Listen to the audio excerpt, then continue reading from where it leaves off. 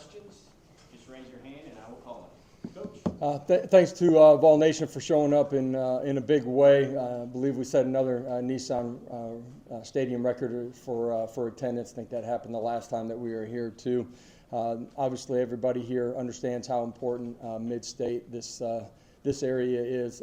First of all, just our fan base, our alumni that are here, but also on the recruiting side of it. So great, unique opportunity to open it up the way we did this season here in Nashville. So ball game, end of the day, it's a really positive win. There's a lot of things to take away from it on the positive side. At the same time, there's a lot of ways that we can be a whole lot better as a program. Defensively, though, I thought the way that they started in the first half, 3-4 possessions for sure on the wrong side of the 50-yard line. They bow up immediately and hold them to a total of 3 points, I believe. I thought our front four did an unbelievable job of playing on the other side of the line of scrimmage. Thought we tackled well for an opener, and did a really good job on third down. Secondary was rock solid early in the football game, and that carried over for a majority of the football game. Special teams, offensively, some things that we needed to clean up that happened in the first and second quarter.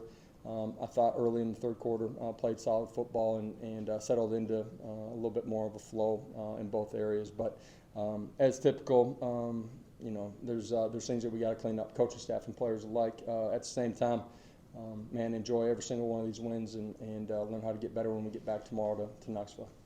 Open it up. Questions? Ben, then David. Josh, you called out scoring that opening possession and then kind of going to the lull, I guess, and you mentioned the difference in the second quarter and third quarter. What did you see that difference was?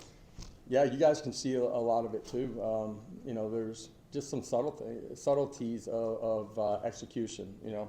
Catching the football on some big plays, being more accurate with the football, being a little bit cleaner in the pocket. It's not a major overhaul when things aren't going well, typically, on the offensive side of the ball. 11 guys got to operate as one.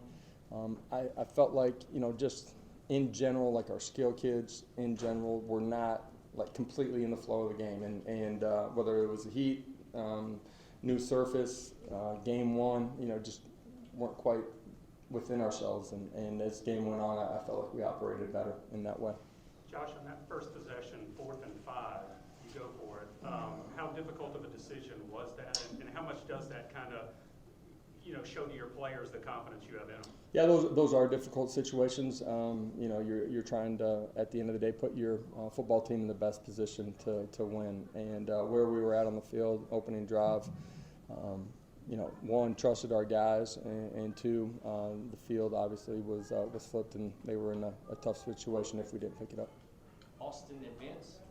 James obviously had those 2 sacks in the first quarter, but it seemed like you got Who was that? I'm sorry. James Pierce. Yeah. You got those 2 sacks in the first quarter. But who else did you like? What you saw as some of those younger guys that were looking to take a step this year? James played really well today, early in the football game. David Hobbs did an unbelievable job in the interior.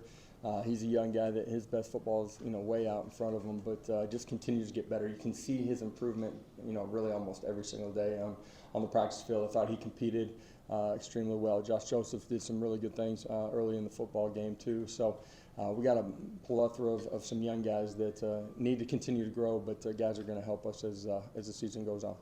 Josh, 4 touchdowns for Dylan Sampson. What can you say about his performance?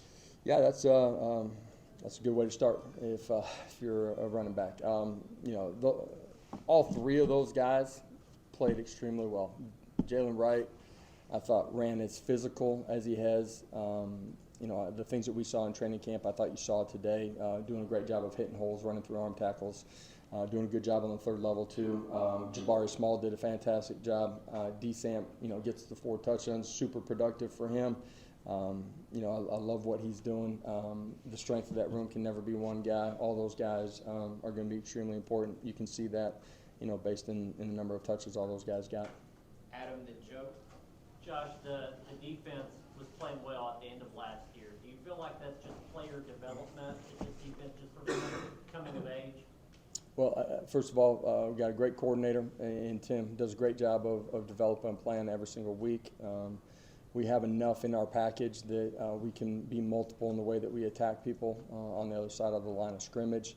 When we first got here, we were at 65 scholarship players. We were hit heavy in the portal, a lot of that on the defensive side of it, not all of it. We were extremely thin. We tried to patch it with some transfers. The guys that we brought in the last 2 cycles, I think, have done a really good job of helping patch our roster. We have more depth. We got really good coaches that do a great job of developing those guys fundamentally. And our guys have bought into how to compete on every single snap. And so you put scheme, coaching, physical development in the weight room, and in depth, and allows us to be more aggressive on that side of the football. Josh, I know you guys rotated some guys in the back end, but do you feel right now that you have that solid 5 if you were in maybe a different kind of game, or is there still some spots? Yeah, you're going to see multiple guys rotate on the back end. Josh, how do you feel about Joe's overall command of the offense today? Thought command was really solid. I thought he did a good job in the pocket. He escaped at times when needed. I thought his run reads were really pretty solid. There were a couple throws that, he would want back, not far off. Ramel's running right down the middle of the football field, and we're just a little bit off. And that's where I just felt like early in the ball game, we weren't completely settled in. But at the end of the day, this game's not going to be perfect in any phase of the game. It's how you continue to respond and handle yourselves. I thought they continued to compete, finished the first half the right way, and came out and started fast in the second. Patrick, and then we'll go to the back. Josh, you talked a little bit about the back end on the offensive line. It looked like you were rotating 4 different positions, and I think 8 different guys played. How much of that was planned going into the starting series with this kind of certain lineup? All of it was planned, that we were going to rotate those guys. Have great trust in those guys. As the season goes on, you inevitably need to have depth and be able to move people around. So, looking forward to getting Coop back here, hopefully pretty soon, and at the same time love what we've done with the guys that have been at center, but the moving parts that we've had, how they've competed and played. Believe that we'll find more out as we watch it today, but I thought all in all a really solid performance from all those guys. Back. Coach, you talked a lot about the depth all camp long. Did this kind of go the way that you had planned it all throughout camp? Did it even maybe exceed your expectations, the amount of guys you were able to work into? I don't think so. We planned on playing a bunch of guys because they've shown that they deserve the opportunity to play, and taking some of those snaps at the end of the day makes us a stronger football team in week 1, but throughout the course of the season too. There's still, some moving pieces, and when I say that, the depth chart week 1 is not the same as it's going to be week 2. There's continued growth and opportunity for everybody inside of our program, and just for myself, really good football teams continue to get better. That's mature veteran guys. It's young guys inside of your program. So continuing to grow and compete is something that we've already talked about inside of our locker room. Third row. Josh, you mentioned things not going perfect at the beginning. Did you see a level of maturity from your team today of the way it was maybe unscripted early to just fight through and be businesslike to get it done? Well, first of all, there's a level of maturity that your defense has to have as many of those situations come up where the ball's on the wrong side of the football field, and to have no panic, no pointing of a finger, just, hey, man, a look in your eye and a common thread that we're going to go out and compete and get off the football field here. I love that maturity from those guys and from our staff on that side of the football. Offensively, there wasn't any panic. We talk about it, dang near every day, that if it's not going good, it's typically not some major overhaul. It's, 11 guys got to operate as one. So there is some maturity in that. There was no panic from them. They were extremely confident. There's going to be, more hostile environments that we're going to play in where that maturity will be tested even more. We got to continue to grow together for us to handle all of those situations the right way. Rob, and then to the back. Coach, staying on maturity with the defense, I don't think you guys had a penalty on that side of the ball. No big plays for them. Is that a reflection of that maturity? We did have one late. Not to correct you, but to correct you. Point of emphasis, all off season, how you do anything is how you do everything. And, the maturity off the field, the maturity inside of our building, the maturity on the practice field, something that we continue to stress. You guys know that I have liked the competitiveness and the accountability and the maturity of this group as we've grown the entire offseason. This is step one of the journey. We got to be true to that every single week, but it certainly was a step in the right direction on the game field for us on that side of the football.